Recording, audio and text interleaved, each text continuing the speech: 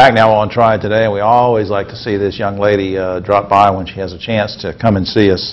Lori Bates, our director. We see our lovely guest, Sheila Jones. She's Director of Marketing and Development for the good folks at Mountain Valley Hospice and Palliative Care. Welcome to the show again. Thanks for having me. One of the things, of course, we always like to start these segments because people have asked me, they've emailed me, so why do you always ask Sheila the same first question? It's because people move into the area, people may not have seen the other segment, and I want people to know this very quick answer and very clean answer, which is, what is hospice? So start off again that way. Hospice is where we provide end-of-life care for anyone who has a life expectancy of 6 months or less, meaning whatever disease they have. And since palliative care is a term that's also in your name, how is that different? What is that? Palliative care is for those folks who don't necessarily have to have that 6 months or less prognosis. They can have a chronic symptom that needs to be managed. Yes. So we get a lot of folks who maybe have chronic back injuries, and we can help them deal with things like that. Right.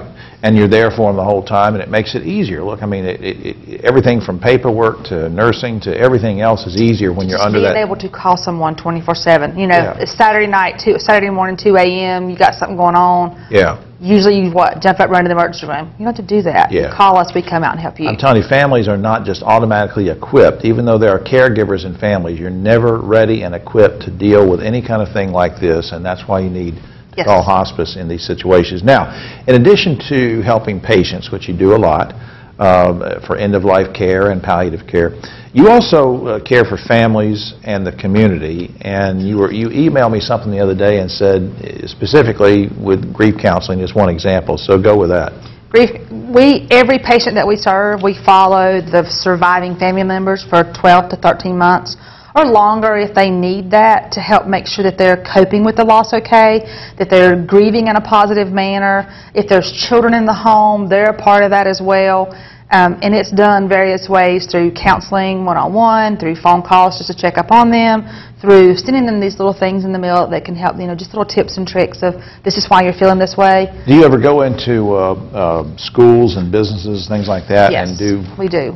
Sometimes you'll hear that a student's passed away, or, over the summer you hear about, high school students that went on their beach trips or what have you, and someone's a sudden death. We also offer that service to our community, and it's at no cost. So if there's someone's had a loved one that's lost in a car wreck or what have you, they can seek counseling from us. They can seek support, the grief support groups, anything to help them get through that loss. And that brings me to something we've talked about on the show before, which is the Kids Path program that you guys have adopted, and it's just done great for you. And just explain a little bit about what Kids Path is in case somebody doesn't know. Well, Kids Path has several components. One of the main components is grief support for the children of the adult patients that we care for. That's one of the larger components. That's where that children's camp comes from.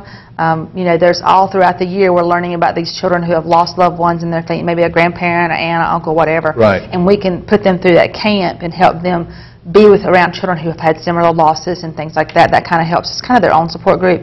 And then the other part is Kids Path is hospice for children. Right. So it can be anywhere from the child, where the difference between that is that an adult has to have a life expectancy of 6 months or less, but a child, as long as they're not expected to live to be an adult, and that word, that being an adult, is kind of interpreted by the physician and family, we can care for them in that same program. They can go in and out of that program as many times as they need to throughout that time period as well. And which is good for the family. And the Kids Path program, of course, being supported in many different ways, including the big fundraiser we had a couple weeks ago, the handbags for hospice. How did that turn out? It turned out great.